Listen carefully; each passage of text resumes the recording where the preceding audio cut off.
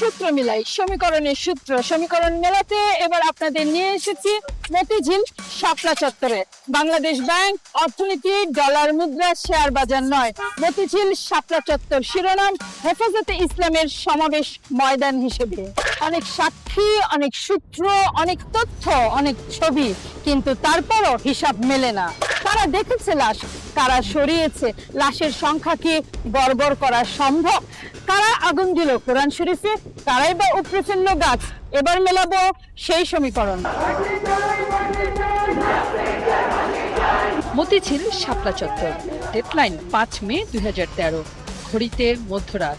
দৈনিক বাংলা মোড়, ফকিরাপুল, বাংলাদেশ ব্যাংক, 3 দিক থেকে পুলিশ সহ আইন শৃঙ্খলা রক্ষাকারী বাহিনী যখন এগিয়ে আসতে শুরু করে, পুলিশ র্যাবের সন্ত্রস্ত পদক্ষেপ তখন বলে দেয় কোনোভাবেই সহজ ছিল না এমন একটি অপারেশনে এগিয়ে যাওয়া।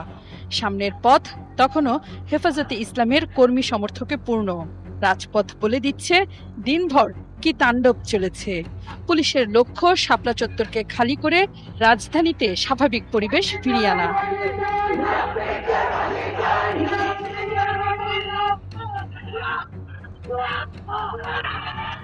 শুরু হয় অপারেশন। সেই অপারেশনের সাথে ছিল ৭১-এর ক্যামেরা। দর্শক একটু খেয়াল করবেন, ক্যামেরা পার্সন তার পেশা জীবনের সবচেয়ে উত্তেজনাকর একটি ঘটনার ছবি তুলবার সময় এক মুহূর্তের জন্য ক্যামেরা বন্ধ করেননি, ছবি তুলেছেন বিরতিহীন।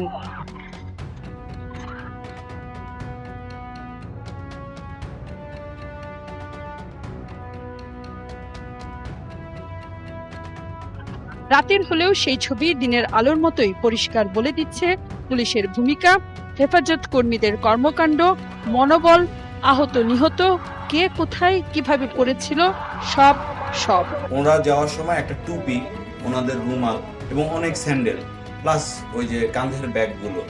তো একটা টুপি যদি সামনে থাকে, একটা রুমাল যদি মধ্যে থাকে, একটা ব্যাগ যদি থাকে, আর তার পেছনে যদি স্যান্ডেল থাকে, মনে হবে একটা মানুষ। আমরা এরকম ছবিও তুলতে গেছি, কিন্তু ধোকা খেয়েছি যে ওটা মানুষ না। অর্থাৎ পুলিশ আর হেফাজত কর্মীদের বাইরেও সেই রাতের ঘটনার সাক্ষী আছে, যারা দেখেছেন কি ঘটেছিল সেই রাতে। সেই রাত 5 মের গল্প বলবো, গল্প নয়, অনুসন্ধানের অলিগলিতে ঘুরবো। কিন্তু তার আগে গুরুত্বপূর্ণ জীবন মৃতের হিসাব নিকাশ। এই হিসাব নিকাশে সময়ের হিসাবও টুকে রাখার মতো। আর খেয়াল করুন দর্শক, রাতের শাপলা চত্বর কিন্তু যথেষ্টই আলোকিত। আবারও সেই রাতের সেই পথের ছবি। শাপলা চত্বর থেকে মাইকে ভেসে আসছিল সমাবেশের শব্দ। এরই মধ্যে ক্যামেরায় চোখ পড়ল, কারা যেন মাইকের তার ছেঁড়ার চেষ্টা করছেন। কোমরে ঝোলানো অকিটকি বলে দেয় তারা ছিলেন আইন শৃঙ্খলা রক্ষাকারী বাহিনী। এগুতে থাকে পুলিশ, এগোয় ক্যামেরা। এরই মধ্যে পল্টন থেকে দূরে শাপলা চত্বর দেখা যায়। দেখা মিলে 2-1 হেফাজত কর্মীরও। আর পুলিশের এমন আচরণ বলে দেয় কাউকে আটক বা চূড়ান্ত আক্রমণ না করে পালিয়ে যাওয়ার সুযোগ করে দেওয়া ছিল উপরের নির্দেশ। জাকাতের কাপড় নিতে আসে 10-12 হাজার লোক, সেখানে কিন্তু হুড়োহুড়িতে কিছু লোক মারা যায়। কিন্তু এত লোককে আমরা এই ছোট্ট জায়গা থেকে বের করে দিয়েছি শান্তিপূর্ণভাবে, সেখানে কিন্তু এক স্ট্যাম্পিডও কেউ কিন্তু আহত নিহত হয়নি। পুলিশ কমিশনার যতই সাবলীলভাবে অপারেশনের সফলতা দাবি করুক না কেন, নানা মহল মৃতের হার নিয়ে এখনো বিভ্রান্ত। কারণ দিনের বেলায় ছিল লাখো মানুষ, রাতের বেলা গুলি ফুটেছে 1000 রাউন্ড। আর যদি সুনির্দিষ্টভাবে পরিকল্পনার ছক কাটাই থাকবে, তবে কেমন করে পুলিশের নাকের ডগায় এমন সমাবেশের আয়োজন হলো এতটা নির্বিঘ্নে? ঢাকাবাসীর নিশ্চয়ই মনে আছে 5 মে সকালবেলার কথা। ঢাকার সবগুলো পথে পাঞ্জাবির মিছিল নামে তাদের সাথে থাকা ব্যাগ আর এক একটি দলের জন্য খাবারের এমন ব্যবস্থা দেখে বোঝাই যাচ্ছিল প্রস্তুতি আছে যথেষ্টই। শুরুতে কথা ছিল ঢাকা অবরোধের, অর্থাৎ যাত্রাবাড়ি, বাবুবাজার, গাবতলী, টঙ্গী এমন প্রবেশ পথগুলোতে জনসমাগম হবে। কিন্তু হঠাৎ করেই শাপলা চত্বরে সমাবেশের খবর রটে যায়। সবচেয়ে দূরের জেলাগুলোর একটি কক্সবাজার থেকে সেই দিন 50টি বাসে করে কর্মী সমর্থকদের নিয়ে ইয়াসিন হুজুর অবস্থান নিয়েছিলেন যাত্রাবাড়িতে। ইয়াসিন হুজুর কক্সবাজার হেফাজতে ইসলামের সাধারণ সম্পাদক। হঠাৎই শাপলা চত্বরের সমাবেশের ডাক তাদের কানে যায়, এরপর দে ছুট। হাজার হাজার লক্ষ লক্ষ মানুষ সেখানে তো কমান্ড করার কেউ নেই। সুশৃঙ্খল বাহিনী নয় যে এটা এর নির্দেশ দিলে যাবে, না দিলে না যাবে, এরকম কোনো ব্যাপার নেই। ইয়াসিন হুজুর অকপটে আমাদের বলেছেন তিনি পুরো সময় মতিঝিলে থেকে দেখেছেন পুলিশ আর হেফাজত কর্মীদের ভূমিকা। বলবো সেই কথা, তার আগে চলুন আরেকবার একটু অঙ্ক মিলাই। ভাবুন তো দর্শক, মনে মনে সেই রাতে শাপলা চত্বরের ঘটনায় আপনার চেনা কেউ কি মারা গেছে? ভাবুন মনে মনে, উত্তর মেলান। তার আগে চলুন আরেকবার সেই সময়কার শাপলা চত্বরে, ঠিক যে সময়টাতে ইয়াসিন হুজুরের দল ছুট লাগালো শাপলা চত্বরের দিকে। বিকাল 5টার শাপলা চত্বর। এত লোকের সমাগম হরহামেশা চোখে পড়ে না। এই সমাবেশ যখন শুরু হয় তখনও মতিঝিলে ব্যাংক, বিমা সহ সবগুলো প্রতিষ্ঠানে কর্মকর্তা কর্মচারীরা কাজ করছিলেন। মানুষের স্রোত এ সময় তাদের বের হওয়ার পথ রুদ্ধ করে দেয়। অবরুদ্ধ হয়ে পড়েন নারী পুরুষ। নারীদের জন্য ছিল পরিস্থিতি আরো বেশি ঝুঁকিপূর্ণ। একটু শুনে নেওয়া দরকার সমাবেশে যারা বক্তব্য রাখছিলেন তাদের চাওয়া পাওয়া ছিল কি।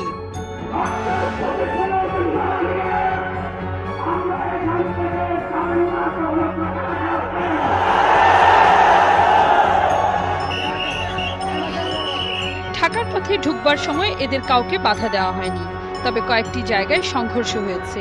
পুলিশের সাথে সমাবেশকারীদের সেই সব সংঘর্ষের জের যে নগরবাসীকে অবরুদ্ধ করে দিতে পারে, তখন পর্যন্ত তাকে আমাদের গোয়েন্দা প্রতিবেদনে ছিল।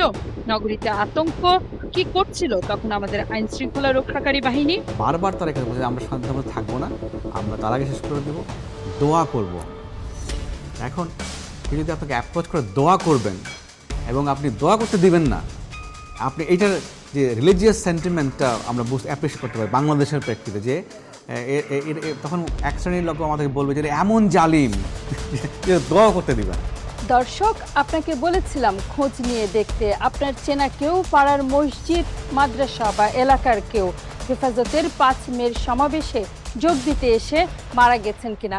তথ্য থাকলে জানাবেন। আর আমরা খোঁজ নিয়েছি সারা দেশে, আমাদের পথে। আর এক্ষেত্রে খুব সাধারণ সূত্র, যারা স্বজন হারানোর খবর পুলিশকে জানাতে ভয় পান, তাদের ভরসা কিন্তু সাংবাদিক।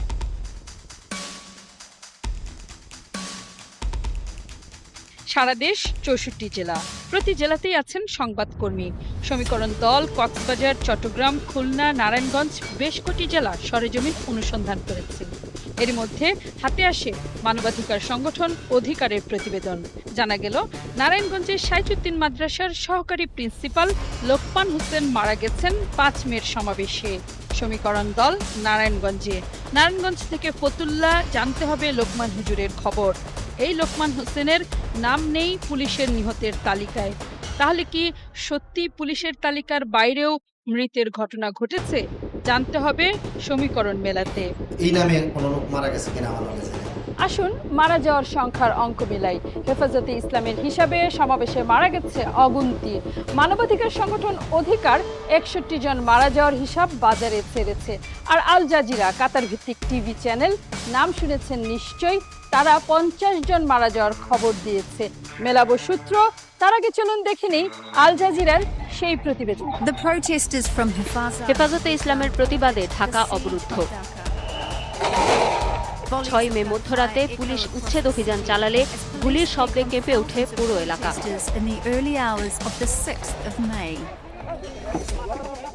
অভিযান শেষে পুলিশের একটি সহ মোট 11টি মৃতদেহ উদ্ধার করে আইন শৃঙ্খলা রক্ষাকারী বাহিনী।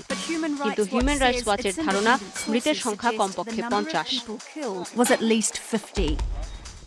সংখ্যার এই গড়মিলের জবাব সম্ভবত এখানে পাওয়া যাবে। এটি ঢাকার একটি সরকারি কবরস্থান, যেখানে বেওয়ারিশ লাশের দাফন হয়। আব্দুল জলিল গোরখোদক। সে কথা বলতে ও কানে শুনতে পায় না, কিন্তু কিছু বলতে চায়। আল জাজিরাকে সে বলেছে 6 মে রাতের অভিযান শেষে 14টি মৃতদেহ সে দাফন করে। সে বলছে প্রত্যেকের দাড়ি ও শরীরে গুলির ক্ষত ছিল।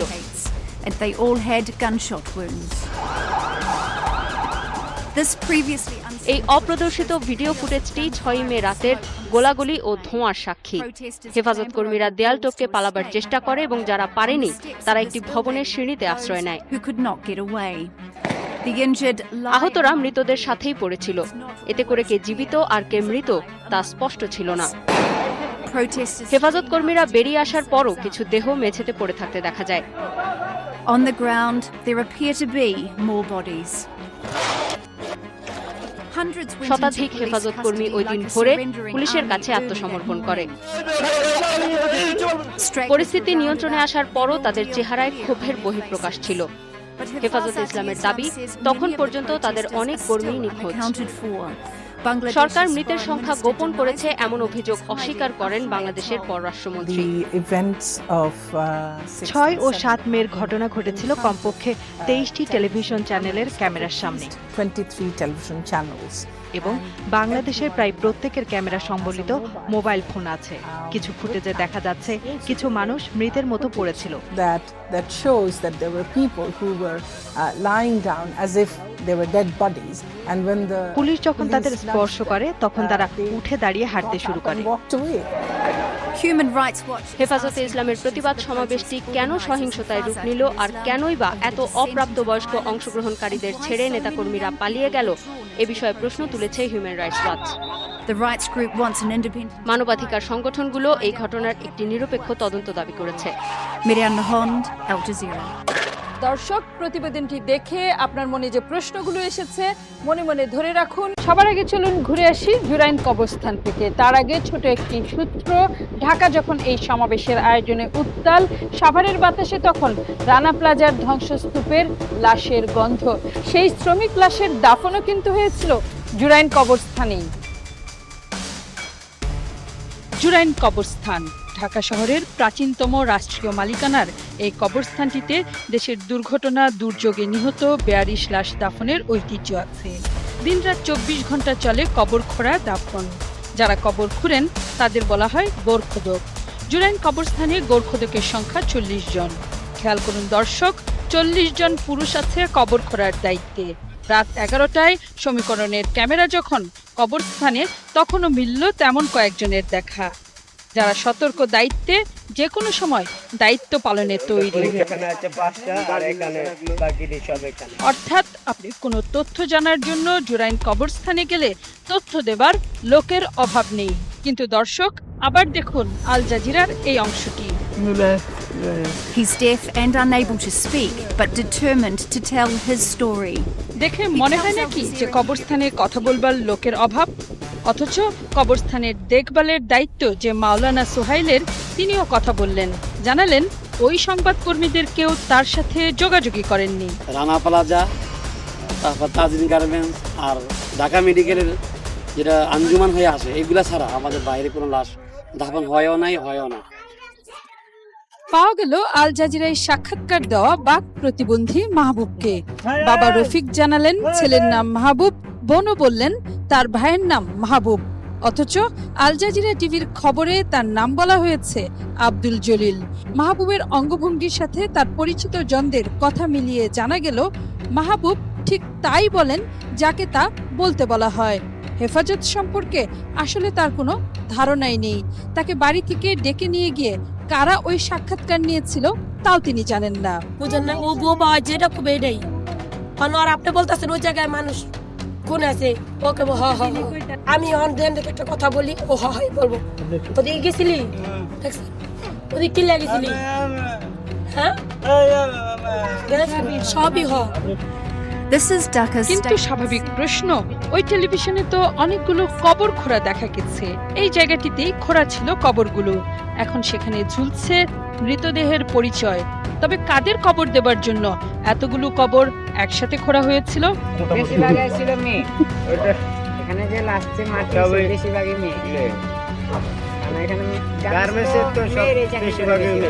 ছোট একটি তথ্য, আল জাজিরা টিভি কিন্তু বরাবরই বাংলাদেশের যুদ্ধাপরাধীদের বিচার প্রক্রিয়ার সমালোচক। সমীকরণের এই পর্যায়ে আল জাজিরার 50 লাশের অঙ্ক পেছনে ফেলে এগুতে হচ্ছে। অনুসন্ধানী খবর আছে অধিকারের 61 লাশের হিসাব নিয়েও। তার আগে আরেকবার চলুন ঘুরে আসি কক্সবাজার ইয়াসিন হুজুরের কাছ থেকে, যিনি কাছ থেকে দেখেছেন অপারেশন শাপলা চত্বর। এক সংবাদ মাধ্যম 50 জনের মারা যাওয়ার খবর দিয়েছে। একই জায়গার ভিন্ন তথ্য আছে সমীকরণে, কিন্তু হেফাজত ইসলামের লাখো কর্মীরা সেদিন কাছ থেকে দেখেছেন আহত নিহতদের। দেখবার কথা তাদের। যদি কেউ মারা গিয়ে থাকেন তবে তাদের লাশ তো বইতে হবে সতীর্থদেরই। কত আহত নিহত আর কত রক্ত দেখেছেন কক্সবাজারের ইয়াসিন হুজুর। আবার গুলির আওয়াজ শুনতেছি, তারপরে কিছুক্ষণ পর পর মানুষের লাশ কাঁধে নিয়ে, মানুষ যারা সঙ্গী সাথী আছে এরা 2-1 লাশ কাঁধে নিয়ে যাচ্ছে। হয়তো আহত লোক কেউ মারা গেছে, এরকম আমি প্রায় 10-20 জন মতো দেখেছি। কিন্তু ইয়াসিন হুজুর আমাদের বলেছেন তিনি হাজার হাজার গুলির শব্দ শুনেছেন। কে এভাবে শুট করতেছে, ঠিক কার গায়ে লাগছে, এটা তো দেখার বিষয় না। রাত্রে গুলির শব্দ ক্যামেরাতেও রেকর্ড হয়েছে। শত শত রাউন্ড গুলি ছুটতেও দেখা যাচ্ছে পুলিশকে। সামনে কেন তবে কেউ পড়ে নেই? একটু খেয়াল করুন দর্শক, বন্দুকের নল সব কিন্তু উপর দিকে তোলা, অর্থাৎ কাউকে লক্ষ্য করে গুলি ছুড়েনি পুলিশ। আমরা যখন সর্বশেষ স্ট্র্যাটেজিক মিটিংটা করি অপারেশনের আগে, সেখানে আমাদের প্রথম যে সিদ্ধান্তে আমরা উপনীত হই যে এই অপারেশনের মূল লক্ষ্য হবে জিরো ক্যাজুয়াল। কিন্তু লোকমান হুজুর, সমীকরণ দল নারায়ণগঞ্জের ফতুল্লায় একজনকে পাওয়া গেল যিনি চিনেন লোকমান হুজুরকে। কিভাবে মারা গেছেন তিনি? কখনো শুনি উনি মারা গেছেন, উনি মারা গেছেন এরকম গল্প ছাপা হয়েছে। ওহো, তার মানে তিনি বেঁচে আছেন।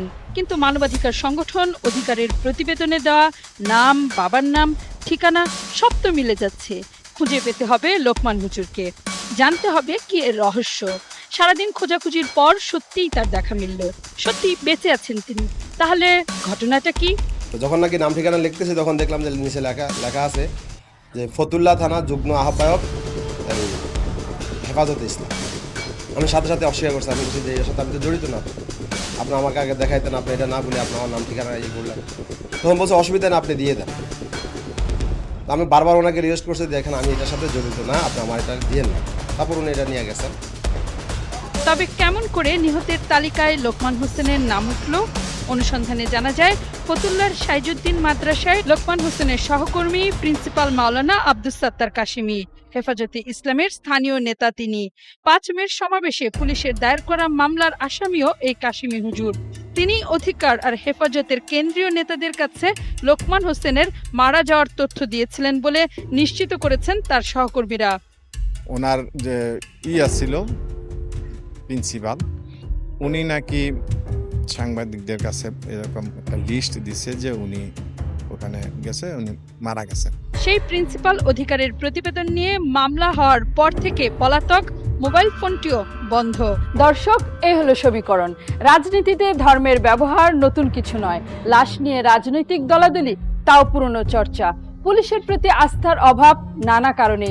আর তাই সমীকরণ দল খুঁজে দেখবার চেষ্টা করেছে 5 মের সমাবেশে এমন কেউ ছিলেন কিনা যিনি সেই সমাবেশে এসে মারা গেছেন আর তার নাম সেই তালিকাতে নেই।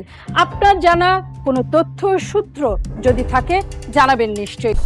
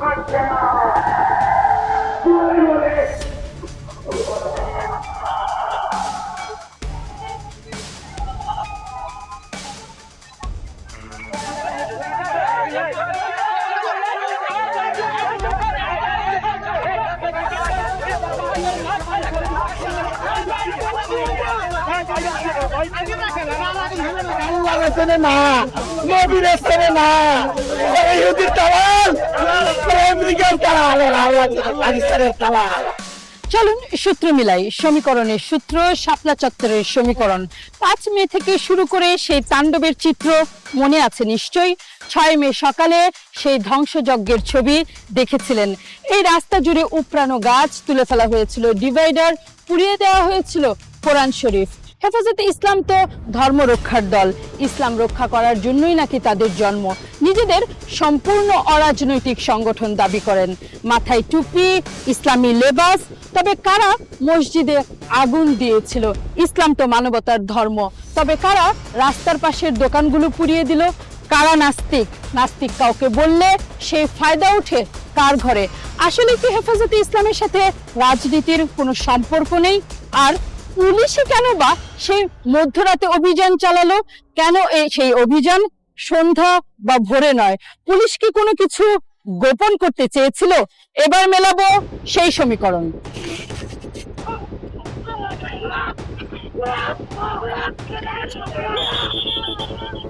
শাপলা চত্বরে নিহতের সংখ্যার সমীকরণ আমরা মিলিয়েছি। অনুসন্ধানে জেনেছি কেমন করে সাভার রানা প্লাজা ধসে নিহতদের খোঁড়া কবর দেখিয়ে একটি বিদেশি টিভি চ্যানেল নিহতের সংখ্যা 50 বলে দাবি করেছিল। আর জানতে পেরেছি মানবাধিকার সংগঠন অধিকার জীবিতদের দেখিয়ে মৃতদের তালিকা লম্বা করেছে। সেই সাথে ছবি দেখে এটাও স্পষ্ট বোঝা যায় সেই রাতে বেশ কিছু সংখ্যক হেফাজত কর্মী আহত হয়েছিলেন। এদের বড় একটি অংশ পুলিশের ছোড়া রাবার বুলেটে, নন লিথেল অস্ত্র রাবার বুলেট, অর্থাৎ লাখো রাউন্ড গুলি ঠিকই ফুটেছে, তবে তা এমন গুলি যা হত্যার জন্য নয়, আঘাত করতে পারে। এ ধরনের গুলি তৈরি হয় প্লাস্টিক, মোম আর কাঠ দিয়ে। রাবার বুলেট সহ নন লিথেল অস্ত্র বা গুলি তৈরিতে কোনো বারুদ ব্যবহার করা হয় না। টানা ভিডিও ফুটেজ আছে কাছ থেকে নেওয়া আঘাতের ছবিও। আঘাতের ধরন মিলে যায় সাম্প্রতিক হরতালগুলোতে তোলা বোমা হামলায় আহতদের আঘাতের ধরনের সাথে। ভয়াবহতার কারণে সেই ছবি দেখানো যাচ্ছে না, তবে ডাক্তাররা নিশ্চিত করেছেন আহত আর নিহতদের শরীরে বোমার আঘাতের আলামত মিলেছে। 2 ঘন্টা যাবত ধাওয়া পাল্টা গুলি, তারপরে বিভিন্ন বোমার আওয়াজ, কয়েকশো বোমার আওয়াজ চলছিল। ছবি আরো বলে দেয় সেই দিনের সমাবেশে অংশগ্রহণকারীরা ছিলেন ক্ষুব্ধ, উত্তেজিত। প্রতি মুহূর্তে সহিংসতার ইঙ্গিত ছিল।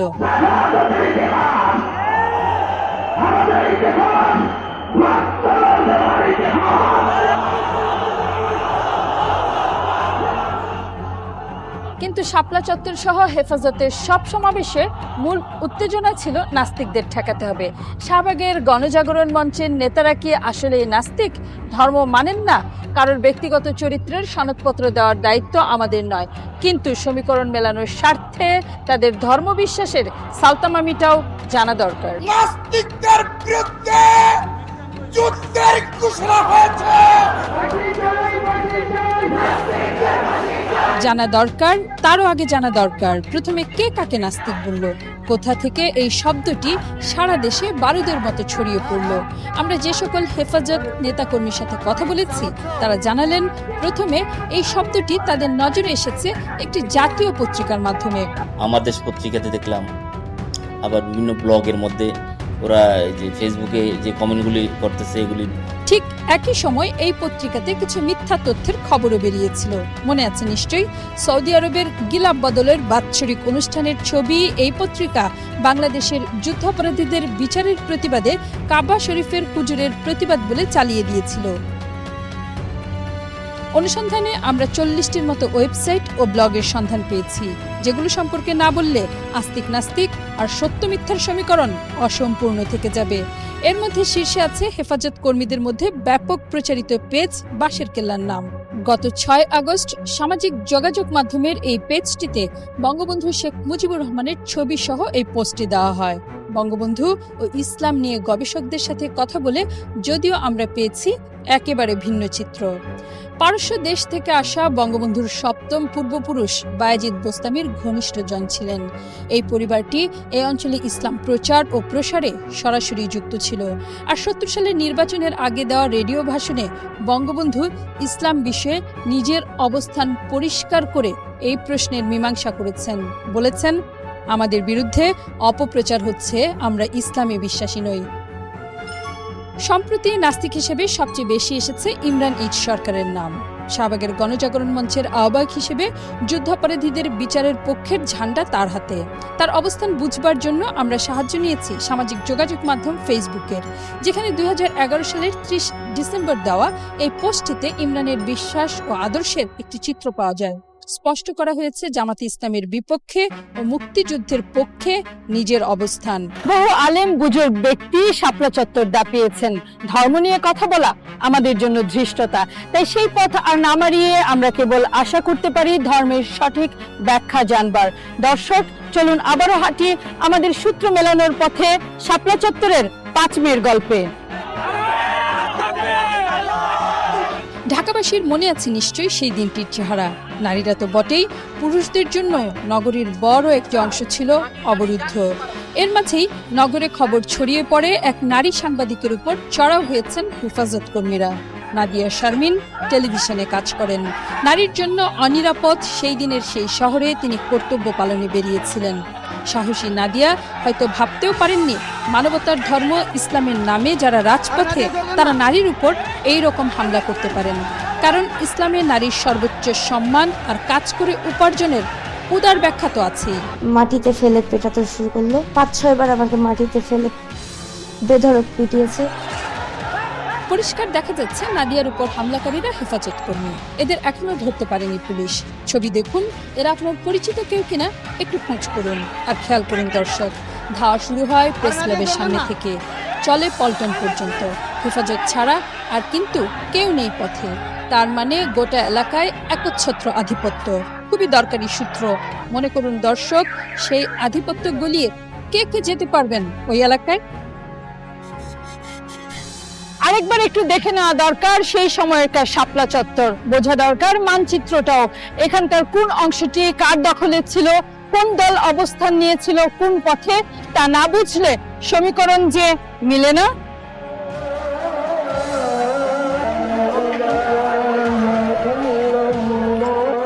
তার মানে ব্যারিকেডের ভেতর যারা আছেন তারাই আগুনটা লাগালেন। ছবি দেখে যারা ঘটনাস্থলের ছবি তুলেছেন তাদের সাথে কথা বলে এই বিষয়ে আমাদের কোনো সন্দেহ নেই। আর ঘটনাস্থল চিনতে পারছেন কি? বাইতুল মোকাররম মসজিদ, এক পাশে জিপিও, অন্য পাশে স্টেডিয়াম, ঠিক সেই রাস্তাটি। একটা সময় জনতা যখন সব বাধা ভেঙে আগুন নেভাতে এগিয়ে যান, তখনই দেখা যায় জনতাকে প্রতিরোধ করছে একটি দল, বাধা দেওয়ার চেষ্টা করছে আগুন নেভাতে। আরো সহজ সূত্র, তারাই তো আগুন নেভাতে বাধা দিবেন যারা আগুন লাগিয়েছিলেন, তাই না? আর যারা বাধা দিচ্ছেন তারা মসজিদের ভেতরে। আর পুরো সময় মসজিদ আগলে ছিলেন জামাত শিবির আর হেফাজত কর্মীরা, যাদের লাগানো আগুনে মিনার ছুঁয়ে যায়।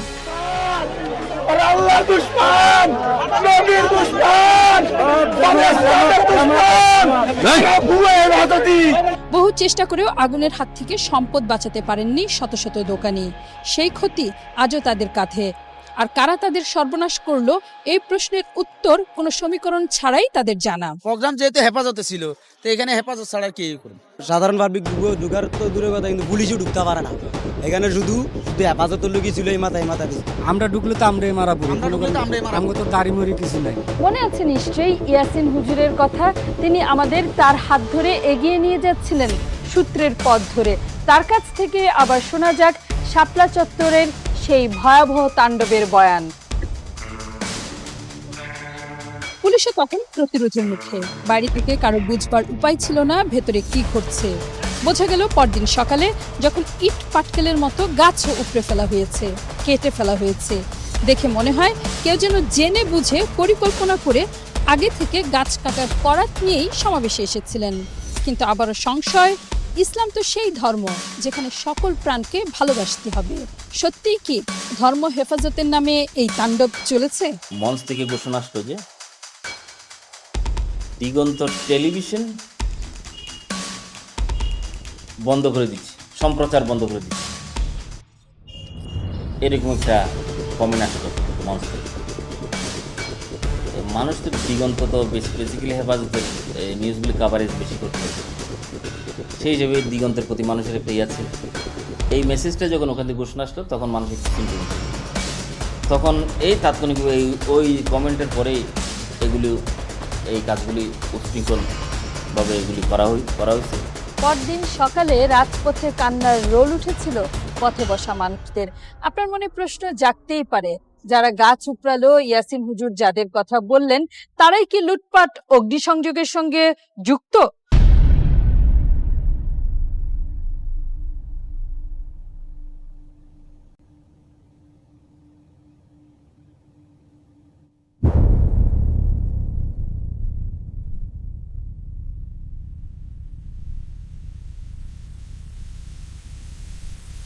এখনো অজানা সত্যি কারা কোরআন শরীফ পুড়িয়েছিল, জানাবো তাদের নাম, তালিকা ধরে ধরে।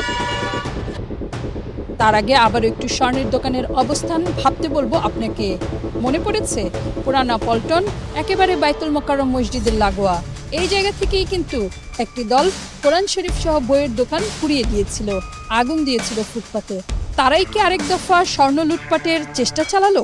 পাঞ্জাবি পরা, পায়জামা পরা, তাদের পিছনে মনে করেন আপনার ইয়ার ঝুলি, দোতলায় আমাদের 6টা দোকান সম্পূর্ণরূপে আগুনে পুড়ে গেল। 6টা দোকানই স্বর্ণের দোকান এবং নিচে 40 থেকে 45টা দোকান আংশিকভাবে আগুনে ক্ষতিগ্রস্ত হলো। সাধারণ মানুষের সাধারণ বিশ্বাস, যারা ইসলামের হেফাজতের কথা বলেন তাদের নৈতিকতার জোর অনেক বেশি। তারা কোনোভাবেই লুটপাট মিথ্যাচারের সঙ্গে যুক্ত নন। কিন্তু বাংলা লিক্সের টেলিআলাপ তো সেই বিশ্বাসের ধস নামাচ্ছে।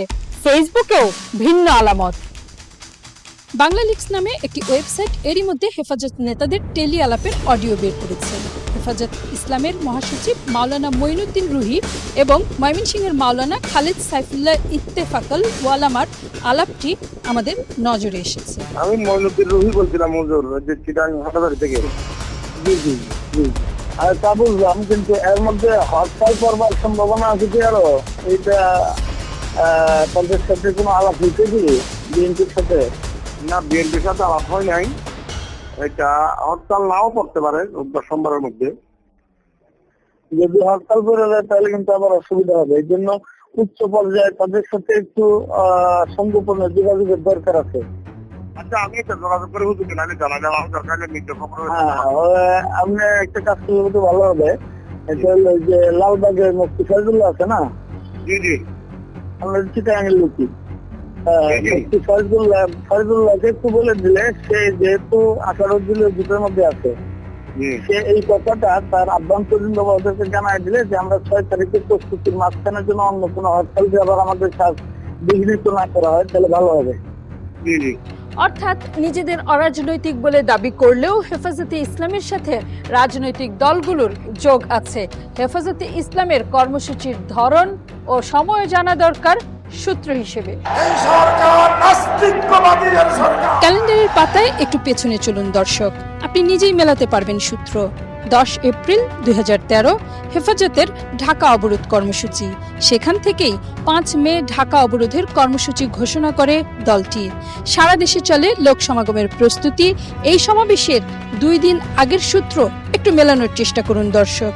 4 মে 2013 শনিবার রাজধানীর শাপলা চত্বরে 18 দলের সমাবেশের কথা বলছি। এটা কিন্তু হেফাজতের 5 মের সমাবেশের ঠিক আগের দিনের কথা। নেত্রী বিএনপি চেয়ারপারসন খালেদা জিয়া সরকারকে 48 ঘন্টার আলটিমেটাম দিয়েছিলেন তত্ত্বাবধায়ক সরকারের দাবি মেনে নেওয়ার জন্য।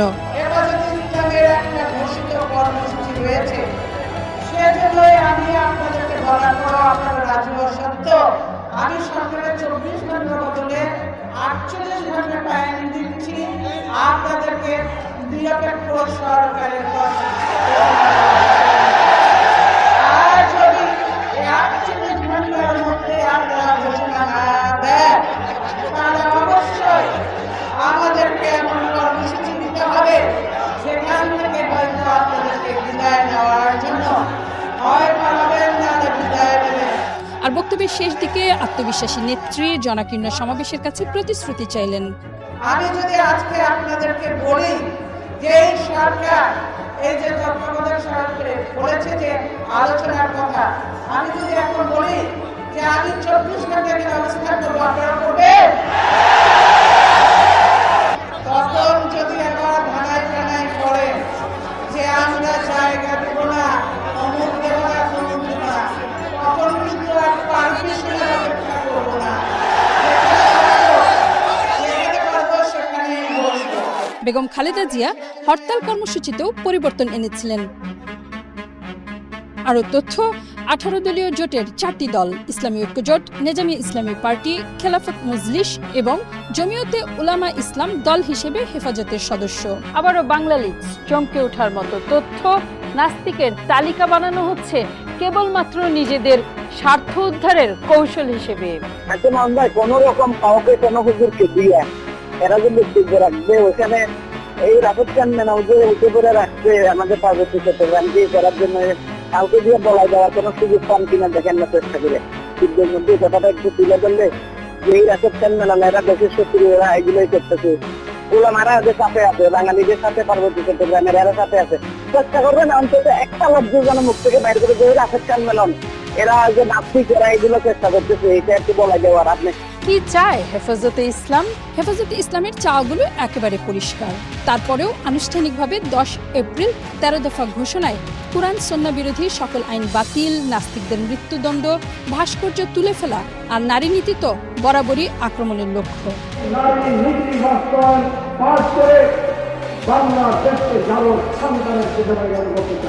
আর মূল চাওয়া ইসলামী রাষ্ট্র আর নারী প্রসঙ্গে নিজেদের মতাদর্শ প্রতিষ্ঠা করা, যা এমন তত্ত্বের বাহক। মহিলা তেঁতুলের মতো, তেঁতুলের মতো, তেঁতুলের মতো। একটু তো জানা দরকার, সেই দিন 5 মে হাজার হাজার হেফাজত কর্মী যখন ঢাকা শহরে ঢুকছিল শহরকে অবরুদ্ধ করতে, তখন কেন পুলিশ তাদের বাধা দিল না?